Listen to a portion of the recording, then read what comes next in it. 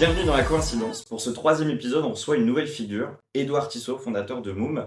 Donc je vais laisser Hugo te présenter un peu plus. Donc salut Edouard, pour rappeler ton parcours, tu as 21 ans, tu étudies à l'ESCP et en parallèle tu as lancé Moom il y a maintenant 2 ans. Si tu peux nous en parler un petit peu et te présenter par la même occasion. Yes, tu m'as déjà pas mal bien présenté. Du coup, oui, Moom, on aide les gens à mieux respirer à travers trois startups différentes en fait. La première étant Moom Strips, avec des bandelettes nasales qu'on vient déposer sur le nez, puis qui écartent les narines pour avoir une meilleure oxygénation. Et puis tu as une application avec une sphère de couleur qui montre ton état de ton système nerveux, donc si tu es stressé ou non, et qui, avec la respiration, va en fait venir te montrer comment la respiration impacte ton état de stress. Et puis, troisième startup, c'est une startup qu'on développe à l'ETH Zurich, une université polytechnique, où on vient rajouter des capteurs sur des lunettes pour faire du monitoring de la respiration en fait. Des lunettes comme du coup Meta et Oakley. Et qu'est-ce qui t'a donné cette idée-là de créer Moom? Ce qui m'a donné l'idée de créer Moom, c'est il y a 3 ans, j'ai eu une opération de la maxillofaciale. Donc on m'a tout simplement coupé la mandibule en deux pour me l'avancer, car je faisais de l'apnée du sommeil. Et puis à cette époque-là, mon ORL m'avait prescrit des bandelettes nasales et je trouvais ça archi pas sexy sur mon nez. Et du coup, je voulais créer des bandelettes nasales qui étaient transparentes parce que je voyais l'effet concret avec celle de la pharmacie, mais je n'étais pas satisfait du design. Et puis surtout, elle n'adhérait pas quand je faisais mon running. Du coup, je me suis dit, bon, bah, why not faire ma marque. Et puis, donc, j'ai développé ça il y a 3 ans et on a lancé il y a 1 an et demi. Et tu te souviens du moment exact où tout a commencé? En fait, c'est tout con, on était en classe et j'ai juste dessiné une sorte de bandelette en forme arrondi parce qu'aujourd'hui, elles sont en forme de pic, comme ça. Et donc j'en ai dessiné une en forme arrondi, je l'ai découpée avec un ciseau que j'ai demandé à une camarade, un collègue de classe. Ok. Et puis bah, je l'ai foutu sur mon nez avec du scotch. Et je me suis dit ok bon bah je vais créer ça. Et du coup bah 1 an et demi plus tard c'est bon, c'était sur le marché quoi. Quand tu dis on, tu l'as créé avec des personnes, il y a des personnes aujourd'hui qui t'aident à le faire? Alors j'ai un cofondateur qui est venu 1 an après, donc j'avais déjà un produit lorsqu'il est venu. La simple et bonne raison était que c'est un micro-influenceur en Suisse. Et du coup, j'y voyais un intérêt parce que donc lui, c'était le caméraman de Roger Federer. Et donc, lui avait la notoriété de tout ce qui était aussi communication. Et il avait déjà sa petite audience. Il a quelque chose comme 20 000 abonnés sur Instagram. Donc, pas grand-chose, mais suffisant pour commencer le business et à faire parler de soi. Et c'est ce qu'on a fait et ça a très bien fonctionné au départ. Et puis voilà. C'est ton activité principale aujourd'hui? Aujourd'hui, c'est mon activité principale. Ok. C'est ça. Après, du coup, je suis en master à l'ESCP, en business international, mais j'y vais principalement pour les exas et pas forcément pour les cours en soi. Et juste pour revenir sur Moom, comment tu me vendrais le truc? Pourquoi j'en aurais besoin? Ok, pas mal, pas mal. Bon, déjà, tu respires. Ça dépend. Tu respires. La respiration nasale, elle favorise plein de choses. Je sais pas si tu dors bien, par exemple, la nuit. J'ai l'impression. T'as l'impression. Est-ce que tu performes bien? T'as l'impression. Mais je pense qu'on peut toujours s'améliorer. Exactement. Et si, du coup, tu étais athlète, vu que les athlètes, c'est notre target principal, D'accord? si je te dis juste tu peux améliorer ta performance de plus d'1%, genre tu t'améliores à plus 1%, Mhm. l'athlète, il va être convaincu. Et s'il y a des recherches scientifiques derrière qui vont prouver que je peux t'aider, c'est tout bénef. Pour l'athlète, il voudra tester. Et une fois qu'il l'a testé, il va réaliser qu'il peut respirer mieux que ce qu'il pensait. Parce que la respiration nasale, c'est un mécanisme qu'on fait ça tout le temps. Et si moi je te dis Moom t'aide à mieux respirer et que tu le vois une fois que tu le mets dessus, et ben du coup tu voudras plus t'en séparer parce que c'est comme si tu avais un sorte de turbo lorsque tu mettais Moom. Et scientifiquement parlant, nous on a rajouté des arômes actifs sur les bandelettes et on est les premiers à faire ça. Donc tu as la lavande pour le sommeil, tu as le romarin et tu as la menthol, le menthol poivré, enfin la menthe poivrée, pardon. Et chacun en fait active certains paramètres dans ton cerveau. Le menthol vient activer et va te mettre en mode boost. La lavande favorise l'endormissement, etc. Donc en fait, tu peux être une meilleure version de toi-même. C'est ce que la plupart des auditeurs cherchent, enfin j'espère. Et tu as parlé des athlètes. Du coup, c'est ta target principale. Est-ce que tu as des athlètes connus qui utilisent Moom? Ouais, on en a quelques-uns quand même. Donc on a le tennis principalement, on a le trail, on a le cyclisme. On a Gaël Monfils dans le tennis, on a Flavio Cobolli dans le tennis. Cyclisme, on a Christophe Laporte. On a, enfin, Team Visma, Team Total Energy, ça on les a. On n'a pas Vingegaard encore. Euh, Ça ne serait tardé. Ok.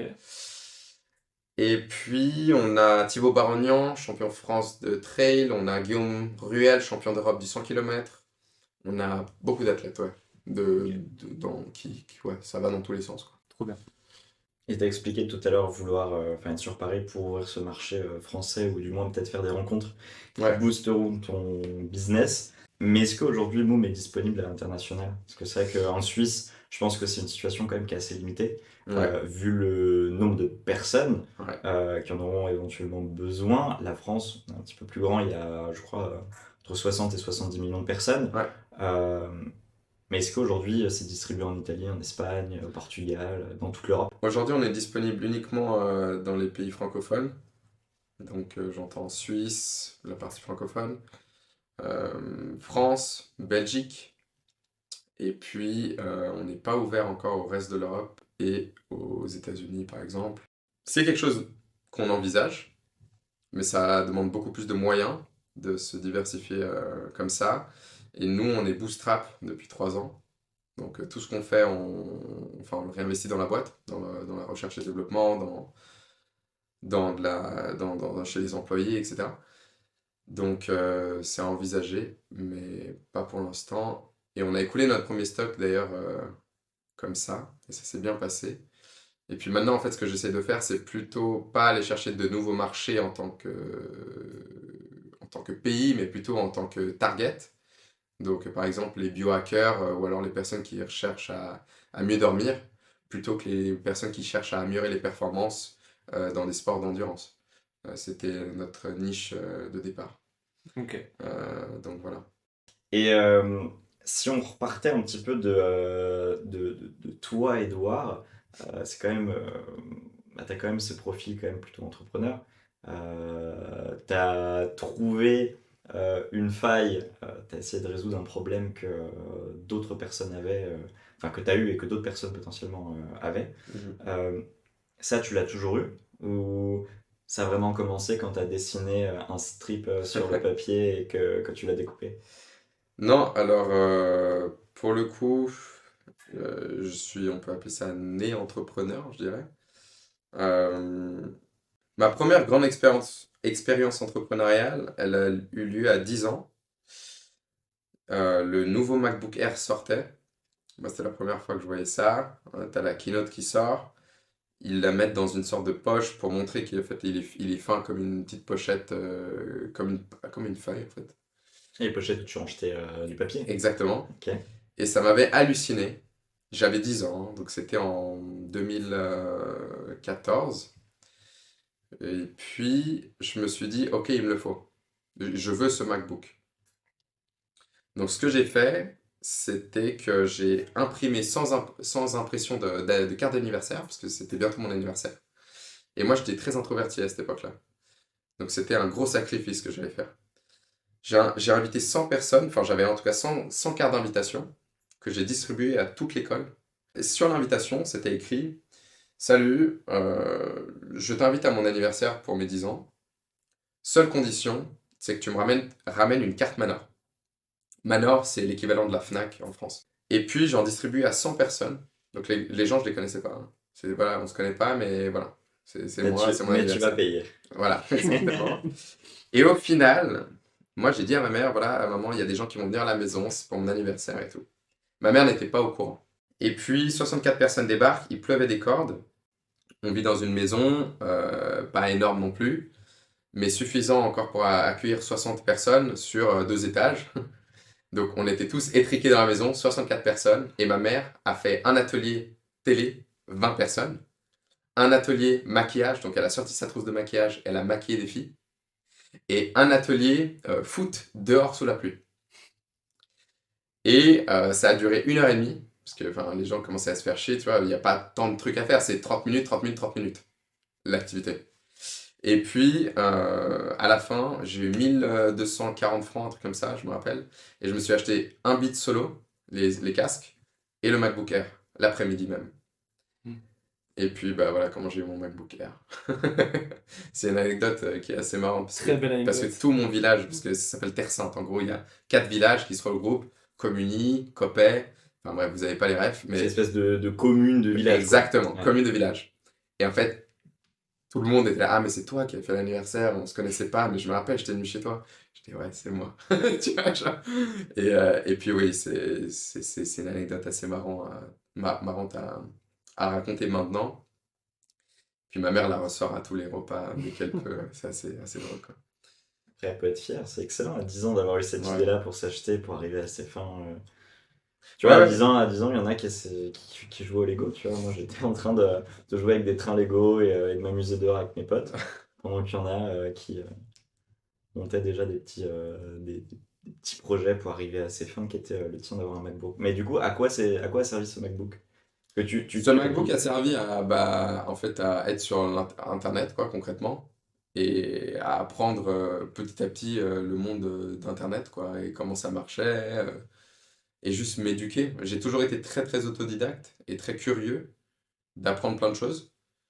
Et puis voilà, c'était ouais, une première clé qui m'a ouvert les futures portes dans mon parcours.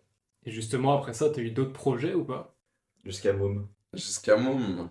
Ah oui, j'en ai eu d'autres. Je suis parti du coup à Zurich, à l'ETH, avec des doctorants, je me suis associé à une boîte qui s'appelle Manukai, qui améliore en gros, qui optimise les machines CNC, donc qui viennent couper au laser le métal, avec du reinforcement learning, de l'IA en gros. Mais à l'époque, c'était pas trendy comme maintenant. Hmm. Et puis, après 6 mois, 8 mois, comme ça, on s'entendait plus. Moi, j'étais pas d'accord avec la manière dont il fonctionnait, mais j'ai eu beaucoup, beaucoup d'expérience. Et ça m'a mis sur un piédestal parce que quand je parlais aux gens au départ, ils me prenaient pas trop au sérieux. Puis après, dès que j'ai eu ce Manukai, ils me prenaient tous au sérieux parce que mes cofondateurs étaient de Harvard et ETH. Ils ont levé 3,5 millions. Et j'avais le contrat qui disait que j'avais tant X% de la société aussi. Donc au final, j'ai rien eu parce que je me suis cassé et t'as un one year cliff. Donc ça veut dire que tu touches rien si tu restes pas un an. Mais bref, voilà, donc il y avait ça. Ensuite, j'ai rencontré un mec qui a créé une boîte qui faisait de la synchronisation de data en temps réel, en bidirectionnel, entre le CRM et la base de données. Là aussi, on m'avait proposé d'être cofondateur. Je suis resté 2 mois. Ils sont partis, ils ont été accélérés par Y Combinator. Je sais pas si ça vous dit quelque chose. Si. Ouais. Et puis voilà, je suis parti. Et puis après est venu Moom. Du coup, Moomstrip. Moom Strips. Et Et Moom, Moom App. Et Moom Hardware. Du coup, c'est la même boîte ou c'est trois boîtes vraiment Il y a bien... 2 boîtes qui sont sous le parapluie Moom. Et Alarsense qui est une entité à part. Ok. Parce que les brevets et tout ce qui est IP, propriété intellectuelle, sont notamment, comment dire ça, détenus par l'ETH Zurich. Et tu parles d'un vrai produit, Moom, que tu mets sur le nez, donc le strip. Ouais, t'as le produit physique. Ouais. Le produit physique. Comment tu as eu l'idée de te dire, je vais allier le software, donc Ouais. créer une app, et le produit physique? Parce que c'est deux choses complètement différentes. Tu pars d'un besoin qui est de mieux En fait- respirer, de booster tes... En fait, donc je suis parti en burn-out complet pendant 1 an. Puis j'utilisais ces applications de respiration guidée, Calm ou Headspace. Puis j'ai toujours été frustré de pas comprendre si vraiment l'exercice que je faisais avait un impact sur mon corps. C'était complètement subjectif, c'est du self-report. C'est à la fin, il te dit si tu te sens mieux. Je dis oui, mais bon, je suis pas sûr, quoi. Donc, voyant mon Apple Watch sur mon poignet, je me suis dit bon, bah, il faut bien que je capte ces datas et que je les relie à des protocoles respiratoires. Parce que scientifiquement parlant, ça a été prouvé que la respiration carrée, donc ça veut dire 4 inspire, 4 Stop, 4 stop, descentes, 4 descentes, 4 encore. stop, vient faire de la modulation, ce qu'on appelle neurovégétative. Donc moduler quelque chose dans ton cerveau, en gros. Mais je me suis dit, ok, mais il faut le prouver. Et donc j'ai pris la fréquence cardiaque depuis ma montre, je l'ai connectée à une interface, et puis j'ai fait le protocole respiratoire. Et en 5 minutes, j'ai vu que ma fréquence cardiaque a diminué, ma variabilité de la fréquence cardiaque, qui est un proxy du stress, a augmenté, ce qui est excellent. Et puis, en fait, que mon état de stress a diminué. Et puis, je dis, ah, mais c'est fantastique, il faut que je montre aux gens que ça marche vraiment et que les gens puissent le voir. Et ensuite, vu que c'était pas assez visuel, un tableau, vu qu'aujourd'hui on a tous des tableaux et on voit un graphique qui fait monte, qui descend, ça fait pas rêver, et ben je l'ai fait sous forme de sphère visuelle pour que les gens voient une couleur et que ce soit plus parlant, si tu veux. Et puis après, le hardware est venu dans un troisième temps parce que je me suis dit, ok, alors bah, on a fait un partenariat avec Garmin, c'est super, mais demain, si Garmin ne me veut plus ou font la même app, et ben, je suis complètement dépendant de leurs data. Et donc, je me dis, bon, bah, il faut créer mes propres data. Et pour créer mes propres data, il faut mon propre hardware propriétaire. Donc, créer mon propre hardware. Donc, j'ai ma propre app, j'ai mon propre hardware et j'ai mon propre produit physique. Et chaque fois que quelqu'un achète le produit physique, les strips, il reçoit un mois gratuit à l'app. Donc, automatiquement, il est sur l'app. Et ensuite, sur l'app, si la personne n'a pas acheté les strips, tu peux aussi acheter les strips. Donc automatiquement, il va acheter les strips s'il kiffe l'app. Puis le hardware, c'est un nouveau marché aujourd'hui, mais c'est un produit beaucoup plus long terme. Puis c'est très technique. Aujourd'hui, c'est pas que de la respiration monitoring, mais on essaie de faire des nouveaux capteurs. C'est assez scientifique, mais les capteurs photoplétismographiques qu'on a sur nos Apple Watch consomment beaucoup d'énergie. Et nous, on veut faire des capteurs qui mesurent en 3 dimensions en fait, ton corps et se repèrent dans l'espace. Et ça, c'est possible aujourd'hui de faire avec des nouvelles technologies, mais sans lumière. Parce que la lumière qui pénètre dans tes tissus consomme beaucoup. Et donc, si tu effaces cette lumière, tu économises un tas d'énergie. Et puis, Donc ça, c'est un projet assez long terme. ouais, bah, de pour ça, je me développement. suis associé avec un doctorant, justement, un post-doctorant de l'EPFL à Lausanne, en neurosciences. Et puis, avec 2 professeurs de l'ETH. Et un des professeurs, du coup, lui, il a créé sa startup. Aujourd'hui, elle vaut plus de 100 millions. Et c'est les leaders dans les puces neuromorphiques. C'est les puces qui viennent reproduire, en fait, ton schéma de pensée. Ok. Fin de la minute boring. Ouais, vraiment très bon. Non, tu sais qu'en vrai, c'est hyper intéressant parce que Hyper intéressant. tu sais, on est souvent confronté à des influenceurs ou des infopreneurs sur les réseaux sociaux qui te disent bah écoute, go de dropshipping, achète ça et revends ça et fais une marge de x3. Tu vois, c'est quelque chose qui est assez mécanique. Tout le monde a cette pensée. Alors, pas tout le monde pourrait le faire parce que c'est beaucoup basé sur du market, mais acheter un produit et le revendre, je pense qu'on l'a tous déjà fait. Aujourd'hui, on utilise des Leboncoin, on utilise des Vinted, on a déjà vendu quelque chose sur une de ces plateformes-là.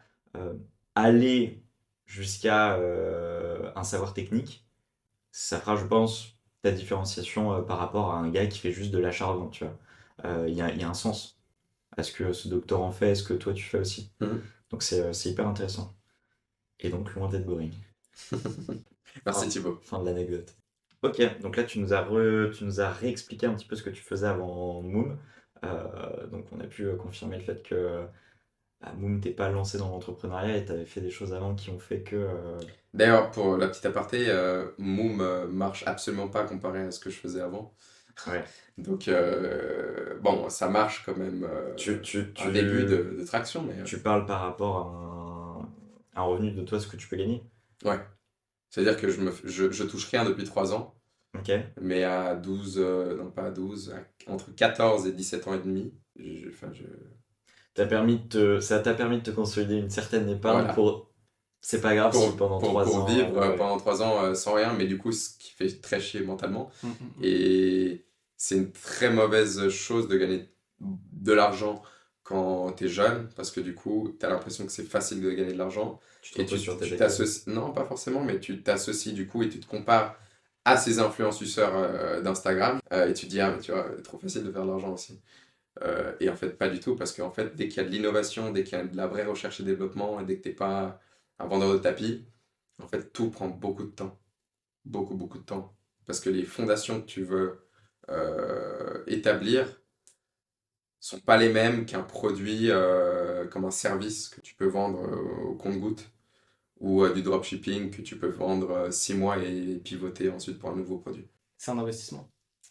Et oui. Bah en fait, c'est ça. Bah, Moom Strips, on On a écoulé notre stock en 8 mois. On a vendu 100 000 unités en 8 mois. Et les 100 000, enfin, l'argent des 100 000 unités sont 100% réinvestis dans l'app. Et là, on est seulement au début. On a lancé l'app 31 septembre. Et tout l'argent de l'app, on le réinvestit dans les strips. Et en fait, enfin, c'est vraiment, tu nourris l'écosystème. Ouais, c'est ok. Ouais. Hyper intéressant. Et t'as dit 100% repartent dans Strip. Ouais. Enfin, en tout cas dans Moom. Ouais. Mais t'as quand même 2 employés. Ouais. Tu les comptes dans ça ou... Oui, non, bien sûr, oui. Ouais, parce que les 2 employés, ils travaillent pour Moom. Donc, si tu veux, moi, tout ce que je réinvestis dans la boîte, Ils sont à temps plein. il y en a que un qui est à temps plein et l'autre est à 70%. Sinon, j'ai des freelances.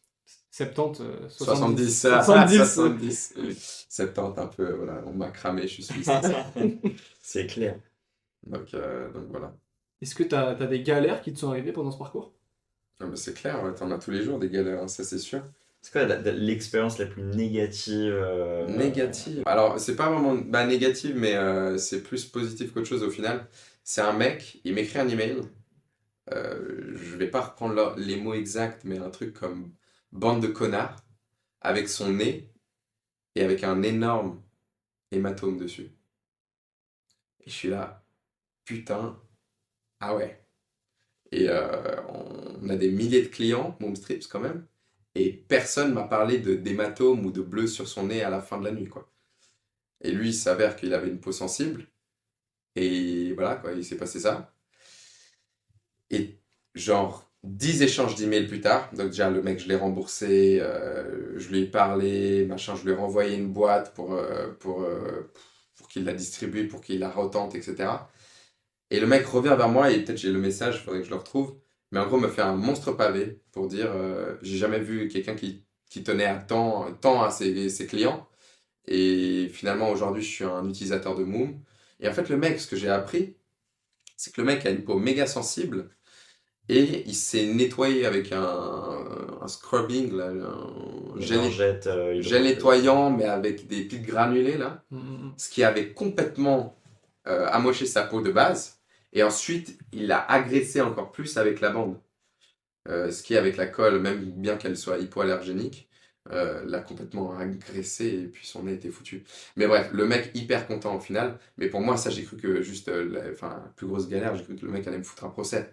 Parce qu'en Suisse, il y a de l'argent. Et je peux te dire que le procès, il l'aurait fait, le mec. Donc je me suis chié dessus. Parce qu'en plus, ce qui était marrant, mais pas marrant à ce moment-là, c'est que genre littéralement, mais 2 semaines avant, j'ai mon conseiller d'assurance pour la société qui m'appelle et qui me dit « Ouais, vous devriez quand même prendre je sais plus comment on appelle ça, une protection civile ou quelque chose comme ça pour la société. » Je dis « Ça coûte combien ?» Puis il m'avait dit le prix, genre, je sais pas, 500 € par année. Je dis non, mais hors de question, quoi. Ça, personne va s'inquiéter de moi, croyez-moi. Et 2 semaines après, j'avais ça et je me suis chié dessus, quoi. Et c'est une galère que je ressors souvent, mais voilà. Et l'objectif pour toi, c'est de rester en Suisse ou de bouger après? Bah, du coup, la raison pour ma venue à Paris, comme j'ai dit, c'était pour ouvrir des portes. Après Paris, ce serait d'aller à Londres ou aux États-Unis pour développer le business encore là-bas. Je suis très libre, c'est-à-dire que je peux même revenir en Suisse aussi, parce que du coup, je vais devoir faire des allers-retours en Paris, Genève et Genève-Zurich. Donc, à voir où la vie m'emmènera, j'ai envie de te dire. Mais non, j'ai pas de plan concret. Tu te mets pas de barrière. Non, je ne me mets pas de barrière parce que tout peut évoluer très vite. Là, on est accéléré, Moom est accéléré par le MIT, qui est une université aux États-Unis. Et puis, en fait, le MIT a plein de réseaux là-bas aussi, à Boston. Et on m'a proposé d'avoir un lab à Boston.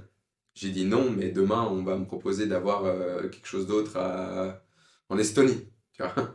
Et peut-être ça va être super intéressant. C'est comme dans l'accélérateur, j'ai rencontré un Brésilien. Et le Brésilien m'a proposé d'aller au Brésil avec lui développer le réseau des pharmacies. 60 000 pharmacies au Brésil, tu mets Moom dans 60 000 pharmacies, c'est pas dégueulasse. Tu vois. Donc je sais pas, on verra bien, quoi. Donc, Pour l'instant, tu es en pleine phase de recherche. Tu viens en France, tu vois un C'est ça. petit peu ce que la France a à te je donner. suis très Paris. curieux. Je suis très curieux et Ah, donc c'est trop bien. j'apprends. C'est trop bien. Et t'as des pistes du coup sur Paris? pharmacie, du coup, comme je disais, quelques investisseurs.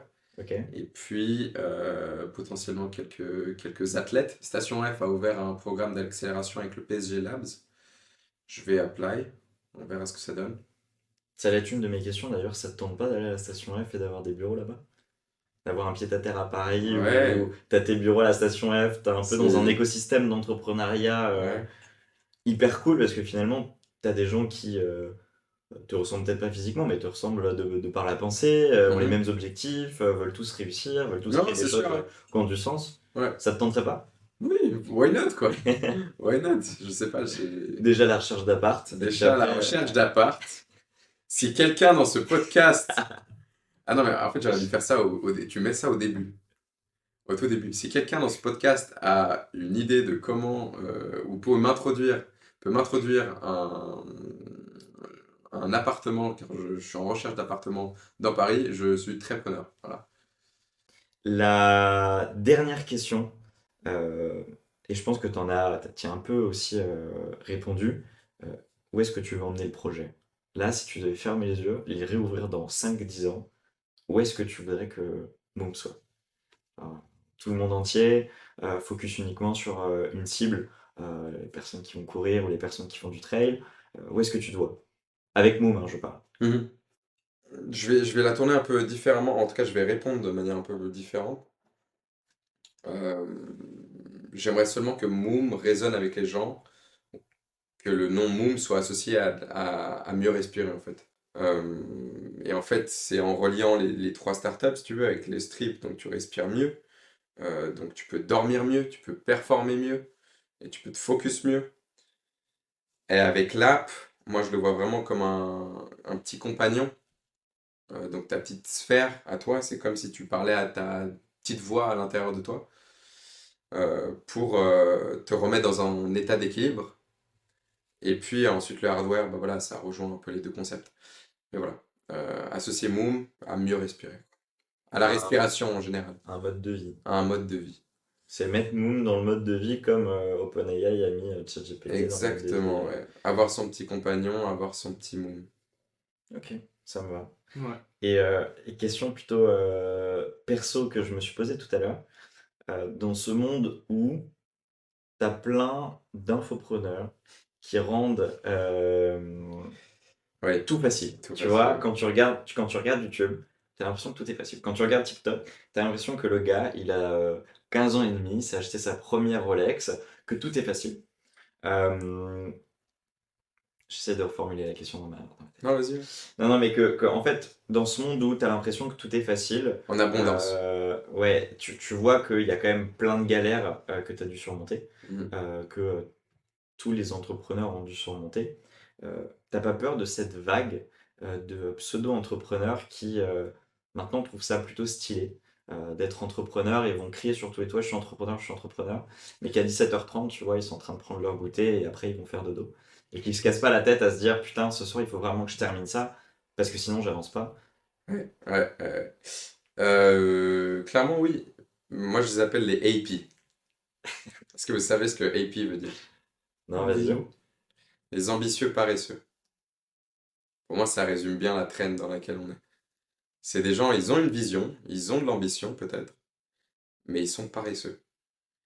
Et je pense que faut consommer avec parcimonie tout ce qu'on voit sur les réseaux, et surtout utiliser ça comme source de motivation et entre guillemets d'énergie, plutôt que de se lamenter et se dire merde, je suis rien par rapport à lui. Il a une Rolex, il a 18 ans, j'en ai 21, j'en ai pas quoi. Donc faire très attention à ce qu'on consomme, et puis voilà. Donc oui, je suis d'accord avec toi. C'est ce qu'on essaie de transmettre avec le podcast aussi. Et merci à tous, c'était La Coïncidence. On se retrouve très vite pour une nouvelle trajectoire, un nouveau parcours et peut-être une nouvelle coïncidence.